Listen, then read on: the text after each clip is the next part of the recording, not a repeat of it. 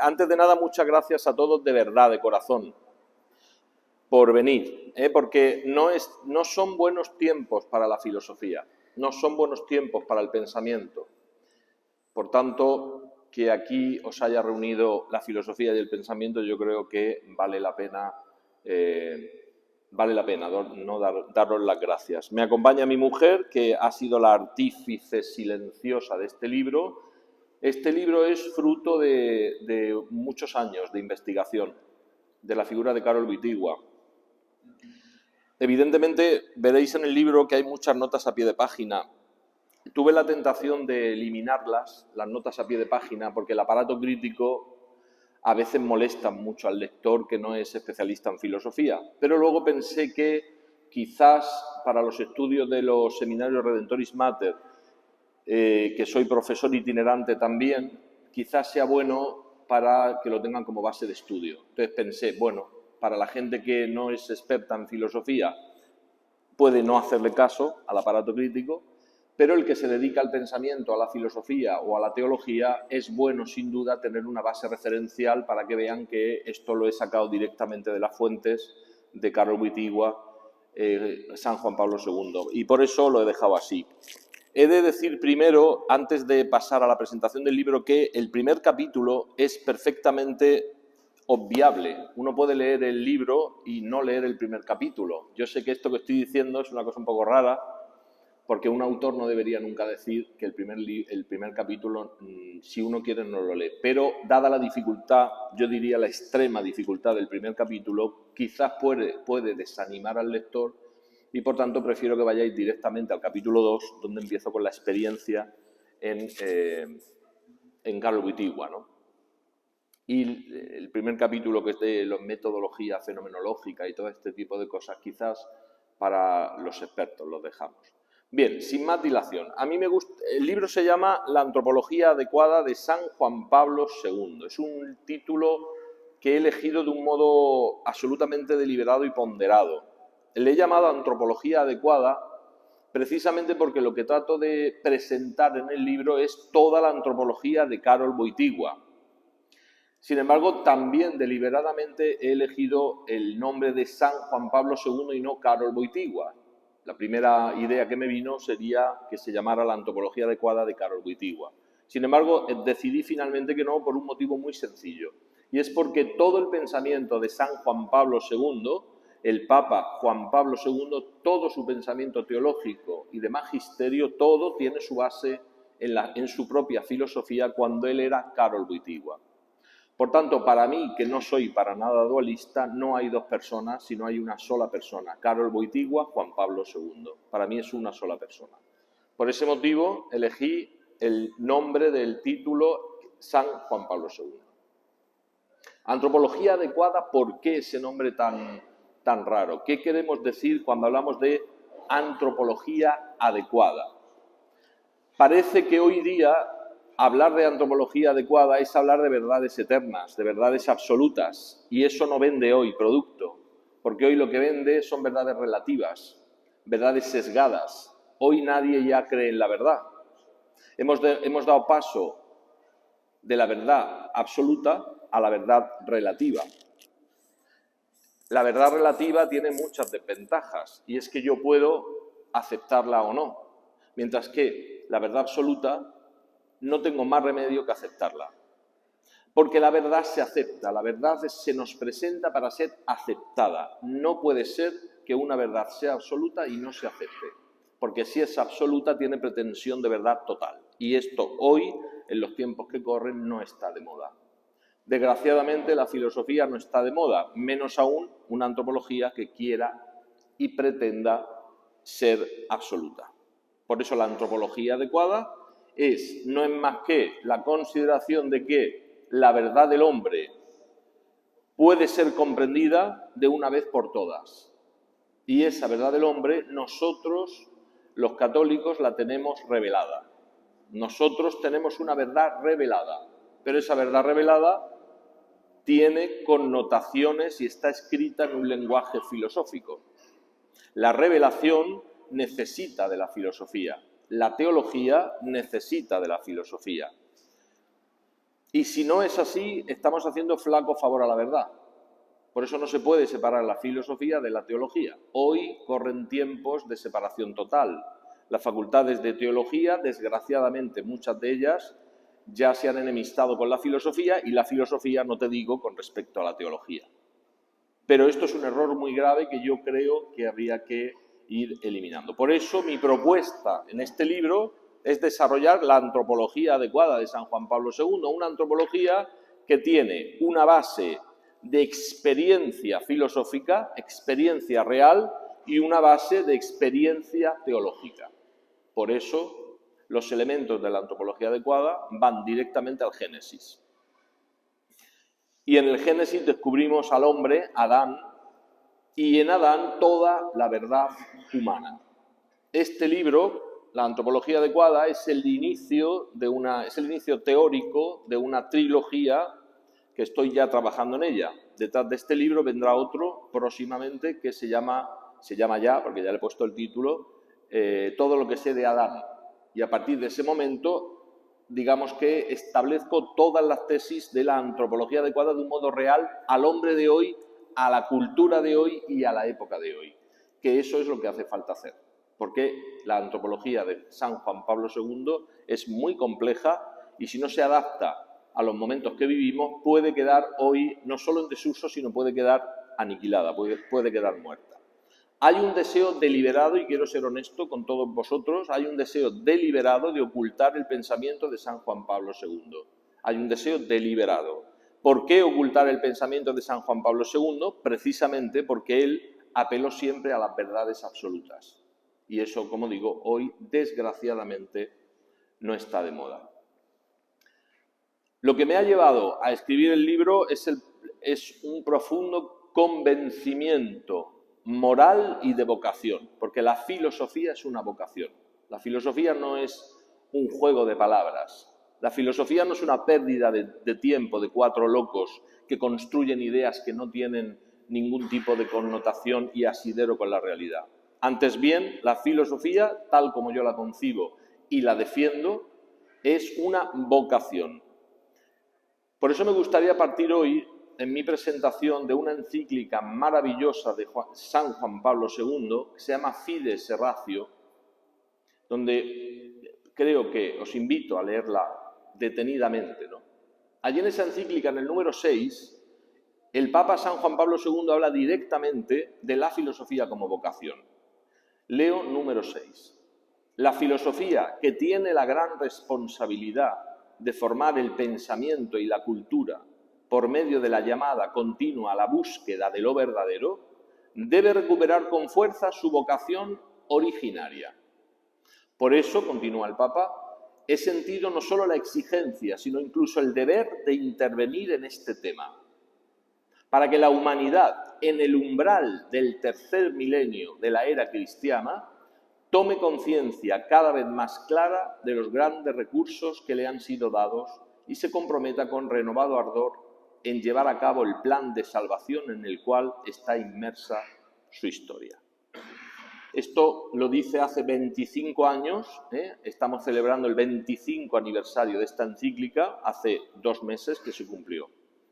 El Papa lo tiene claro, la filosofía es una vocación y la filosofía es un trabajo que hay que hacer y que no puede no hacerse. Si la teología no toma en serio las bases de la filosofía, no será nunca una teología católica.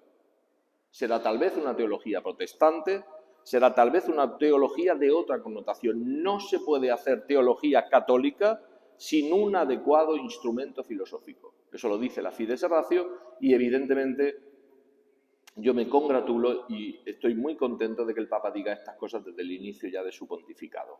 Más adelante, en el número 108, al final ya de esa encíclica, habla de una cosa muy bonita que yo quisiera leeros, que para mí ha sido verdaderamente un descubrimiento fantástico. Porque yo creo, no sé qué tenéis vosotros en la cabeza, probablemente lo que tenéis en la cabeza cuando pensamos en filosofía son en estos profesores de filosofía, que si uno ha tenido suerte en el bachillerato y le dieron bien la filosofía, quizás se hizo amigo de ella, pero como uno tuviera mala suerte, quizás se enemistó para siempre con la filosofía. De tal modo que la filosofía parece que es algo abstracto, que hablan cuatro locos y que nadie entiende y no hace falta entenderlo. La filosofía, por tanto, se separa de la teología, se separa de la fe y, por tanto, aparecen dos ámbitos, la razón y la fe.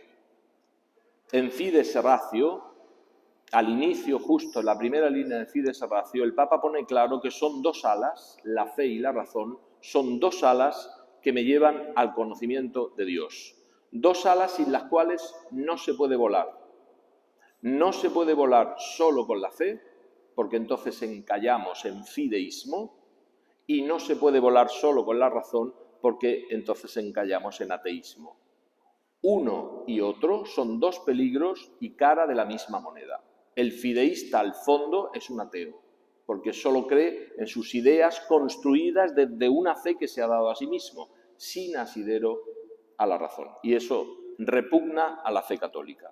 Esto lo digo para que veáis la importancia de la filosofía para la Iglesia Católica. La Iglesia Católica no consagra ningún pensamiento filosófico.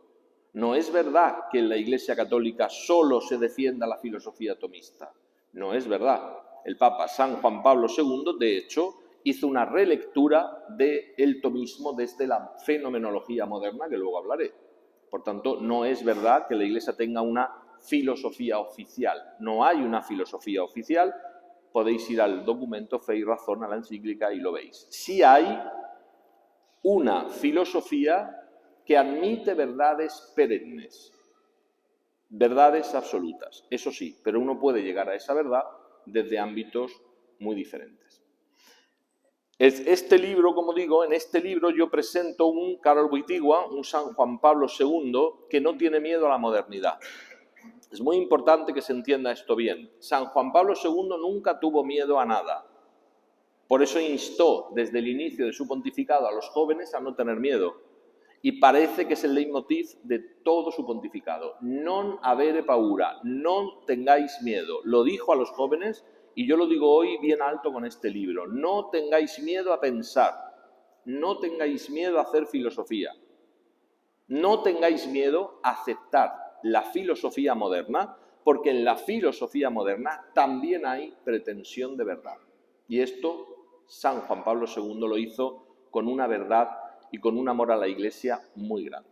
Por tanto, no hay que tenerle miedo a Kant, no hay que tenerle miedo a Descartes, ni a Nietzsche, ni a ninguno de estos autores. Antes bien, hay que ser valiente y reconocer que si un filósofo persigue la verdad, en la medida en que la persigue de un modo honesto, también él puede ser acogido en la Iglesia, ¿por qué no? Esto es algo verdaderamente maravilloso. Por tanto, mi presentación del libro va a tener 4 o 5 elementos claves. En el primer elemento ya puedo decir que Karol Wojtyła no es un antimoderno. Él asume las tesis de la modernidad, asume las tesis de Descartes, de Husserl y de otros filósofos modernos. No tiene ningún miedo. De hecho, uno de sus grandes conceptos es el concepto de consciencia, con S, consciencia. Él tematiza la subjetividad y tematiza el individuo. No tiene ningún miedo. No tiene ningún miedo a acercarse a los autores de la filosofía contemporánea. No tiene ningún miedo de acercarse a Hegel, de hecho lo hace.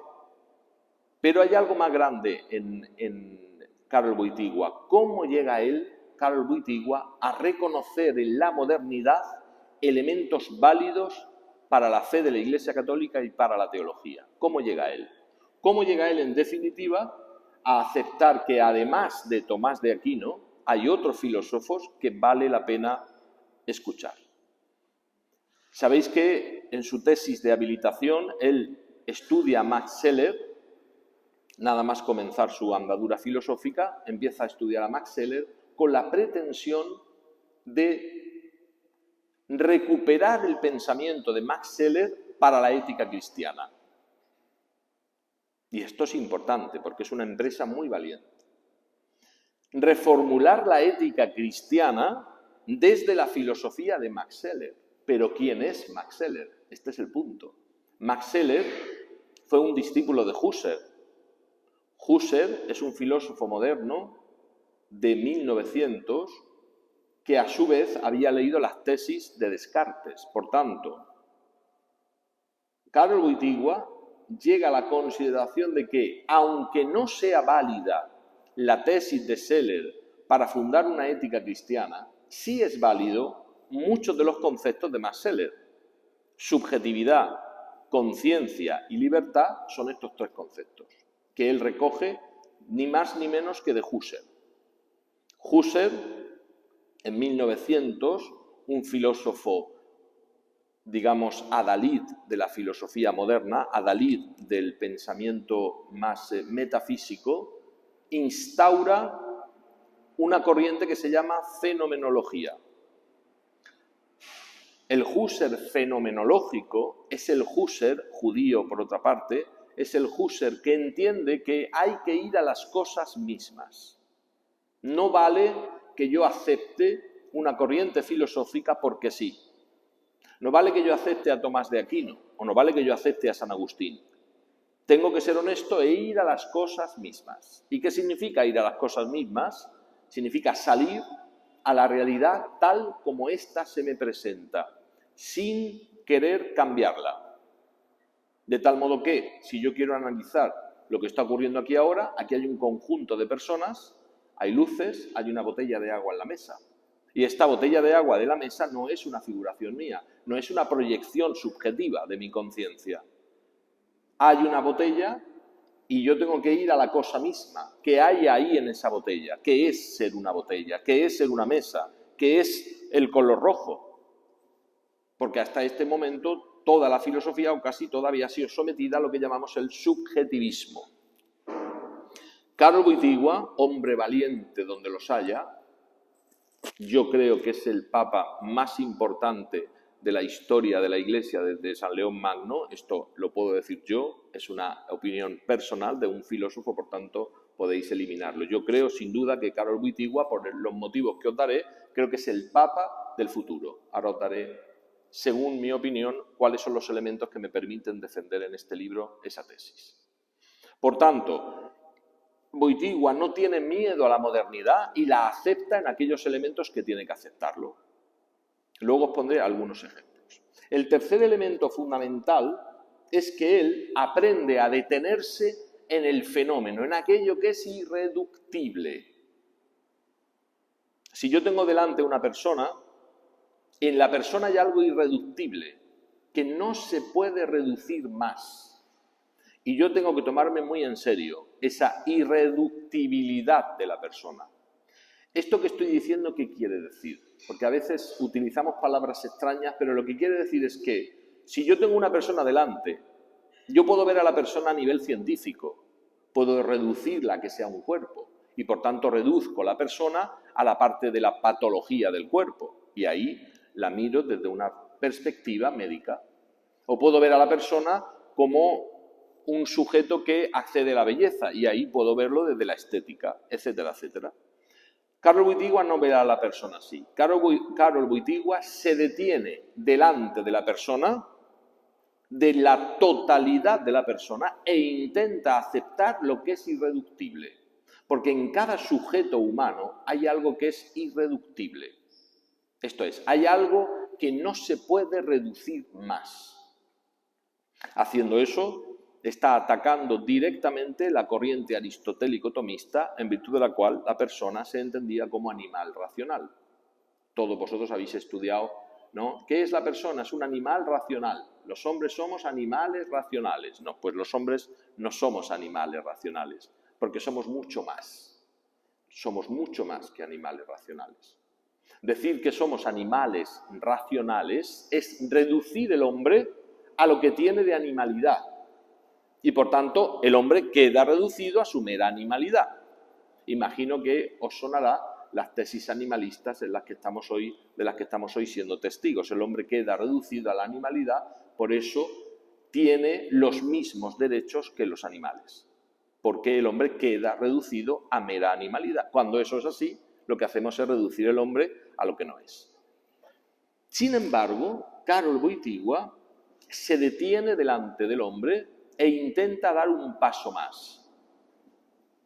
Porque la tesis aristotélica que decía que el hombre es un animal racional, luego vino completada por la corriente personalista de corte tomista, que decía que la persona era una sustancia individual de naturaleza racional. Pero el hombre es mucho más que una sustancia de naturaleza racional, es mucho más.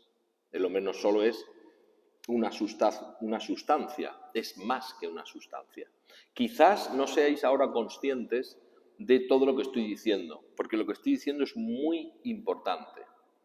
Porque Wojtyła, de la misma forma que se enfrenta al aristotelismo y al tomismo, se enfrenta a toda la corriente también moderna y solo acepta aquellos elementos que tiene que aceptar.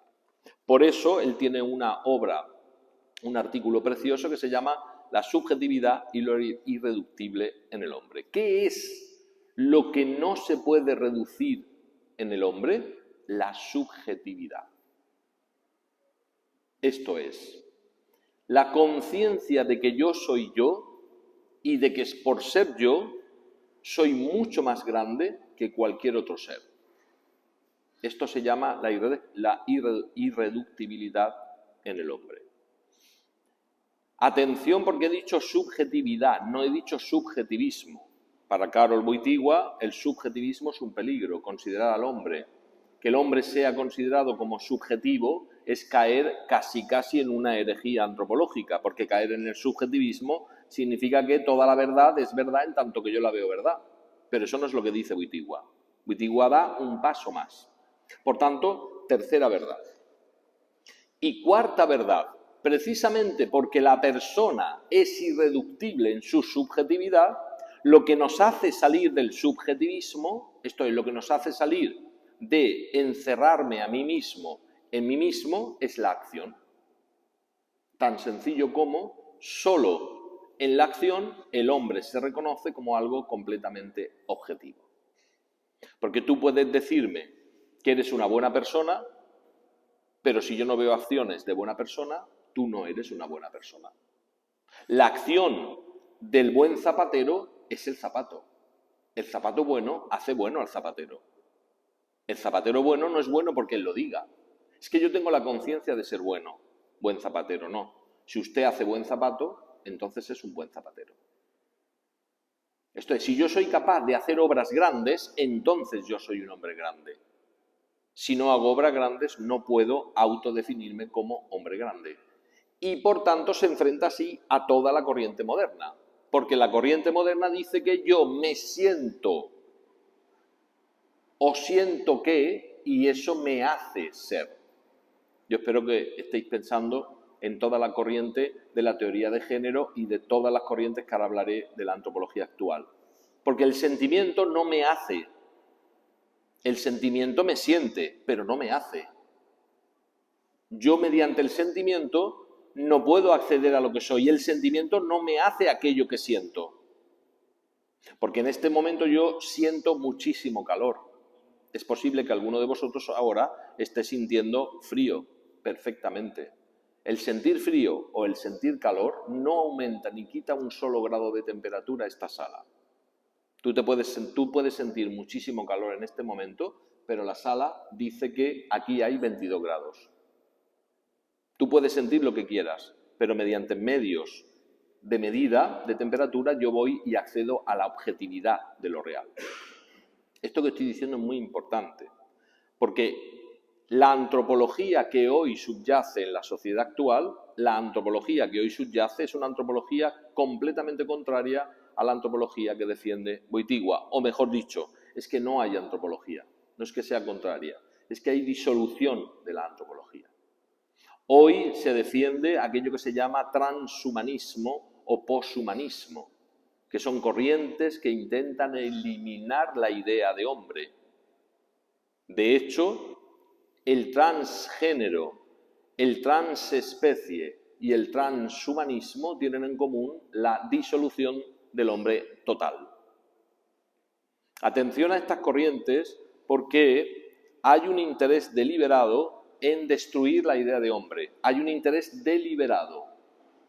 Ya Nietzsche predijo que la sociedad del momento había matado a Dios. No es que Nietzsche matara a Dios, él de alguna forma profetizó que la sociedad mataría a Dios porque vive como si Dios no existiera.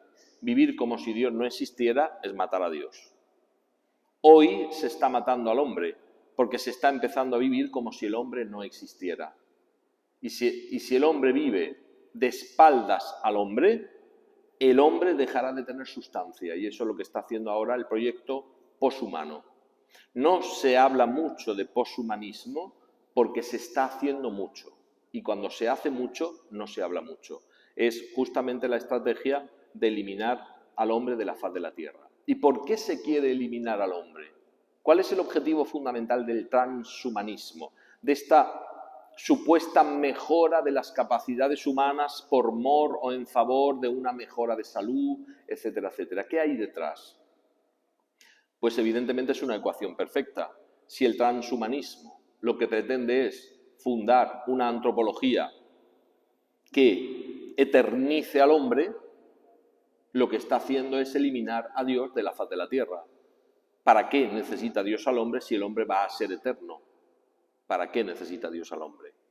¿Para qué se necesita una sociedad creyente si ya no la necesitaremos más? Con proyectos de bioética, de biomedicina, de biotecnología, con la nanotecnología, etcétera, etcétera. Esto es, si pasados 25 años, tal como defiende la corriente transhumanista, el hombre va a eliminar el dolor, la enfermedad y en algunos casos la muerte, si lo va a eliminar, ¿para qué necesitamos a Dios? Es una ecuación perfecta. No sé si os dais cuenta que debajo del transhumanismo está la idea de la eliminación del hombre y así la eliminación de Dios. Se están dando pasos en favor de esa antropología. El primer paso de esta no antropología es el feminismo y la revolución sexual de los años 60. El segundo paso fue la revolución del gender, la teoría de género de los años 90. El tercer paso ha sido toda la revolución ecológica animalista del año 2000, de la década del año 2000, donde empezaron ya Peter Singer y otros antropólogos empezaron a hablar de los derechos universales de los animales. Y ahora estamos ya en el año 2020 con todo el proyecto del transhumanismo, que una de las tesis fundamentales es que dicen que una vez que el hombre ya no sienta dolor, hemos vencido a la propia naturaleza. Y no nos engañemos, de eso se trata. Se trata de vencer la propia naturaleza. Por eso, el paso previo al poshumanismo es el transgenerismo. Hoy tenemos a individuos sometidos a la dictadura de la confusión de género. La confusión de género es intentar superar la naturaleza. Es tan sencillo de entender que si yo reduzco el sexo a género, a partir de ahora el género se considera una categoría cultural. Por tanto, puedo manejarla como si de un dominó se tratara. Hoy puedo sentir lo que yo quiera sentir y ese sentimiento me lleva a obrar lo que quiera hacer. En el fondo, jugando a ser Dios. La antropología adecuada de San Juan Pablo II ha sido, y yo cada vez lo veo más claro, ha sido profética para el siglo XXI. Por eso no se entiende bien. La antropología de San Juan Pablo II no se entiende bien porque todavía no se entiende bien lo que está pasando en el mundo. Yo estoy convencido de que la Virgen María, y voy ya acabando, que no quiero cansaros, convencido de que la Virgen María ha inspirado todo el pensamiento de la antropología, la teología del cuerpo. La antropología adecuada es el introito, es el preámbulo de la teología del cuerpo, concepto que para vosotros quizás ya es más familiar, ¿verdad?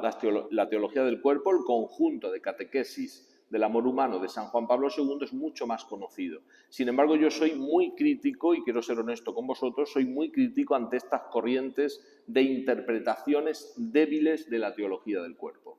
Yo creo que hay una interpretación débil en algunos sectores hoy de la teología del cuerpo. La teología del cuerpo no son enseñanzas del matrimonio y de la sexualidad. La teología del cuerpo es la consideración que mediante el cuerpo puedo conocer y reconocer a Dios.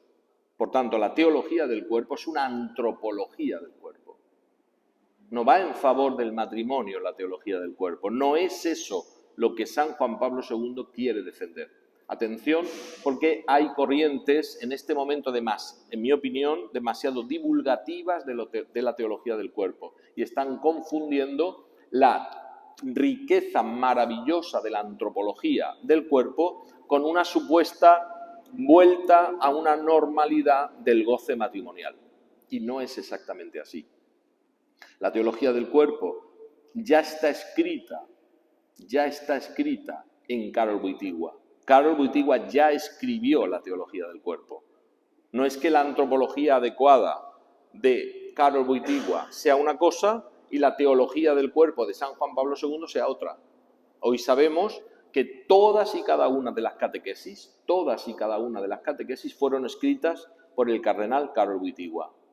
No fueron escritas para el papado, cuando subió al sole pontificio. Lo que pasa es que él vio de forma muy prudente y muy inteligente que la única forma de divulgar este pensamiento era verterlo en las catequesis de los miércoles, porque eran a modo de pildoritas. Todos los miércoles una audiencia para que el pueblo cristiano, el orbe católico, pudiera asumir sus tesis. Y fue una jugada muy inteligente, como todo lo que hizo San Juan Pablo II en su pontificado. Pero que nadie se confunda, todas y cada una de las catequesis estuvieron escritas ya cuando él era Wojtyła. Por tanto, lo que hay en la teología del cuerpo es pura y mera antropología. Por eso, el punto de partida de la teología del cuerpo es ese debate de Jesús con los fariseos, que le remite al principio, y al principio no fue así. Es curioso que el pretexto que buscan los fariseos es el conflicto ante el matrimonio. Y sin embargo Jesús da un salto, porque no quiere saber nada del matrimonio, y da un salto a Adán y Eva, da un salto al origen. Al principio no fue así. ¿Y qué fue al principio? Al principio fue Adán, al principio fue Eva, al principio fue un hombre y fue una mujer. Este es el punto fundamental. Y en el principio vemos todos los elementos de la antropología adecuada, todos. Adán solo, soledad originaria, que descubre su propia soledad y se descubre diferente de los animales, por eso descubre con estupor que su cuerpo no responde al cuerpo de los animales. Y a partir de ese momento entiende que él no es un animal. Por eso experimenta la soledad. Experimenta la soledad porque reconoce que es completamente diferente a los animales. Es el proceso contrario que estamos viviendo hoy. Ahora nos hacen ver y creer que somos igual que los animales, en algunos casos un poquito inferior a los animales, parafraseando de forma irónica el Salmo 8. Nos hiciste poco inferior a los animales.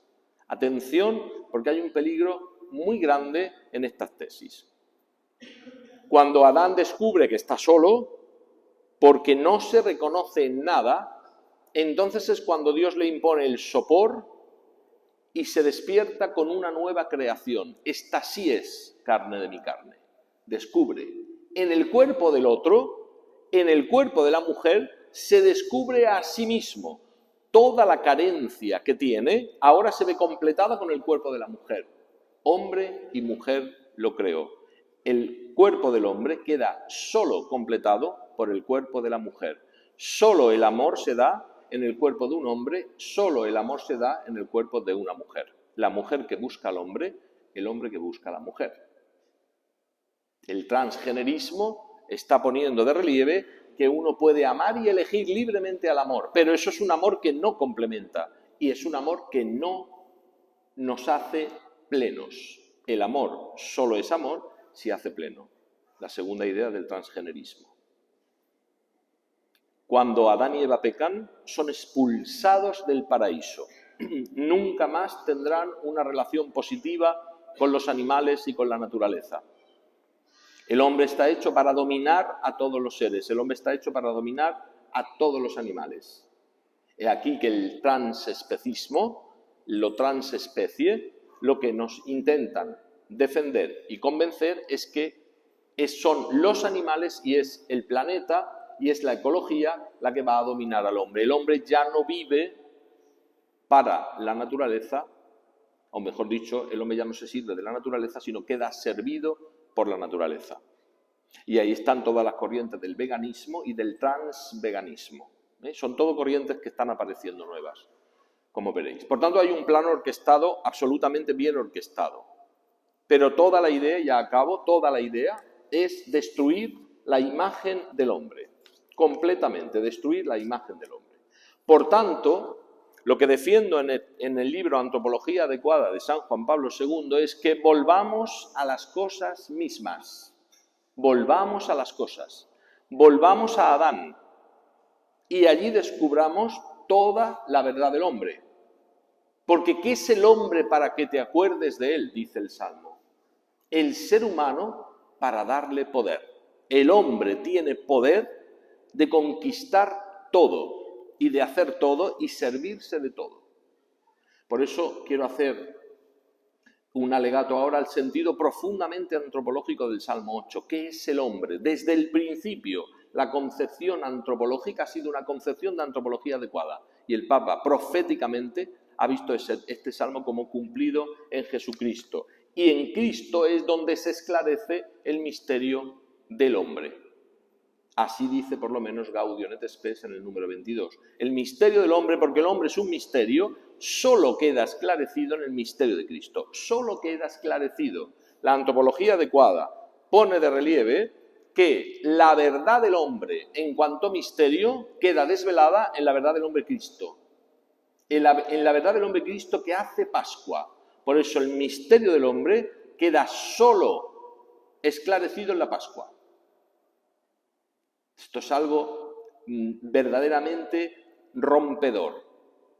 Y esta verdad del hombre que queda esclarecida en la Pascua, ¿por qué? Porque el hombre tiene una cuestión sin resolver, que es la cuestión del sentido de su vida y del sentido de la muerte.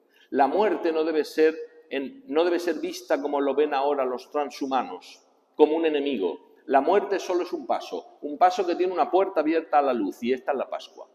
Por tanto, la verdad del hombre solo se establece en Cristo, que revela al hombre lo que es el hombre. Y esto es una verdad total. Esto es una verdad innegociable. No podemos negociar esta verdad. Por eso la pretensión de la filosofía no puede ser negociar la verdad. La verdad no se negocia, la verdad se descubre, la verdad se desvela y se revela, pero no se negocia. Si negociamos la verdad, ni tú la tienes ni yo tampoco. Por tanto, la verdad no existe. Una verdad que se negocia no existe. Por tanto, frente a las propuestas antropológicas, sesgadas, de todas las corrientes que hemos visto, aparece la propuesta de Karol Wojtyła. Y para terminar, me gustaría leeros con detenimiento una cuestión que a mí me parece rompedora. Resulta que cuando se descubren los manuscritos de San Juan Pablo II, en los manuscritos filosóficos, toda la obra filosófica, he omitido toda la obra de Persona-Acción, Amor y Responsabilidad, porque quiero ser ágil, ¿no? Bien, cuando se descubren todos sus manuscritos, se descubren con sorpresa que entre página y página, Karol Wojtyła tiene llenas los espacios blancos de jaculatorias y oraciones a María. Esto se descubre hace no tanto. Es algo verdaderamente sorprendente como un filósofo que hace filosofía tiene este recurso a la Virgen María. ¿Qué tiene que ver? ¿Qué tiene que ver la Virgen María con la filosofía? ¿Acaso tiene algo que ver? Los filósofos con esta pretensión de autonomía. Es que los filósofos somos autónomos, se nos llena la boca en las facultades, ¿no?, de filosofía. Cuando yo defendí mi tesis doctoral, que la defendí en la Universidad de Murcia, me decían exactamente esto, que había que ser autónomo, que uno no podía hacer recorrido de la tradición. Sin embargo, descubrimos que también Tomás de Aquino, que como saben murió muy jovencito, no murió muy mayor, desgraciadamente, nos hubiera encantado que hubiera durado 20 años más para ver su obra completada, pero no fue así. También se descubre en sus opúsculos filosóficos y no filosóficos un montón de oraciones ejaculatorias a la Virgen María.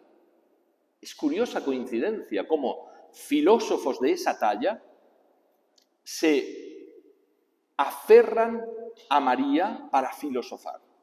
En el 108, en el número 108 de Fides Ratio, concluye esta maravillosa encíclica de esta forma. Leo literalmente porque vale la pena leerlo. Dice, mi último pensamiento, dice San Juan Pablo II, se dirige a aquella, con mayúsculas, que la oración de la Iglesia invoca como trono de la sabiduría.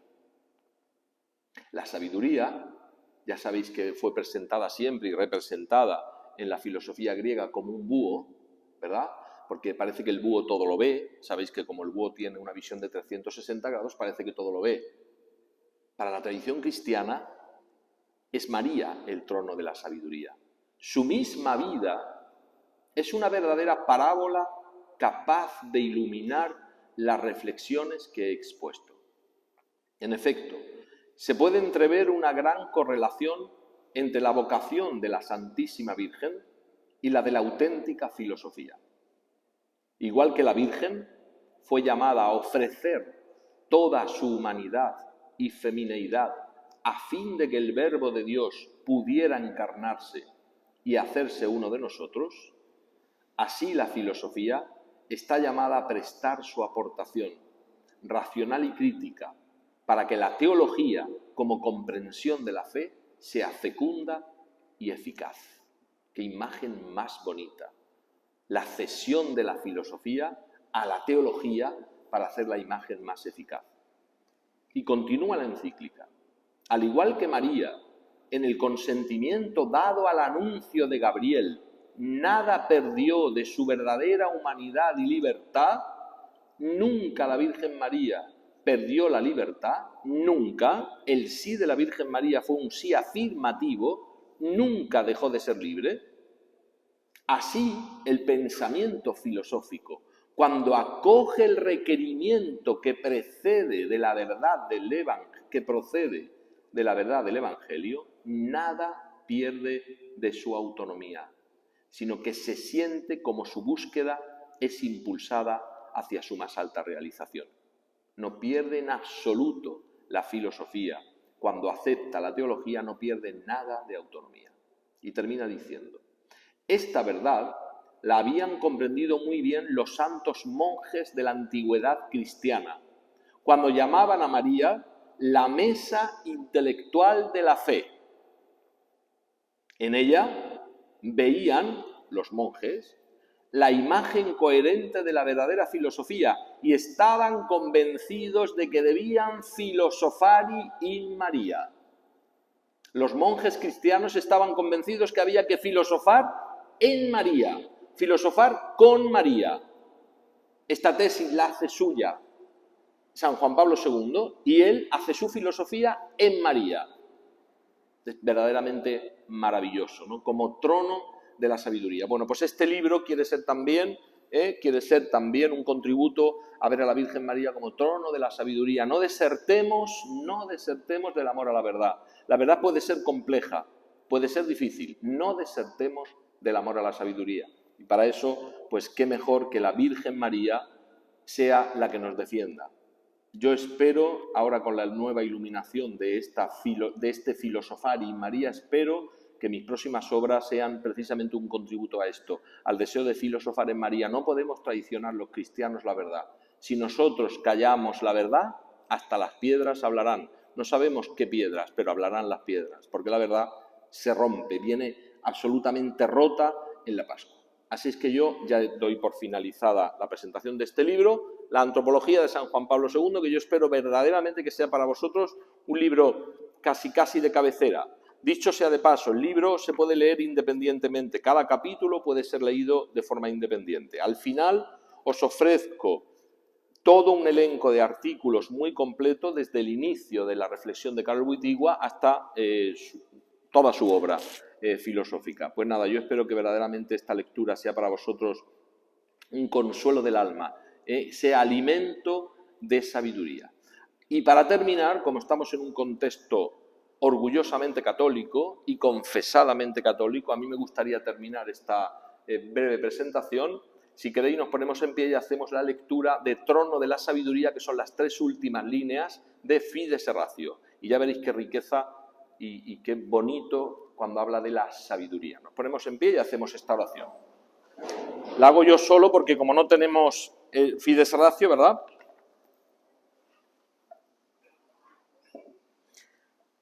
Que el trono de la sabiduría sea puerto seguro para quienes hacen de su vida la búsqueda de la sabiduría.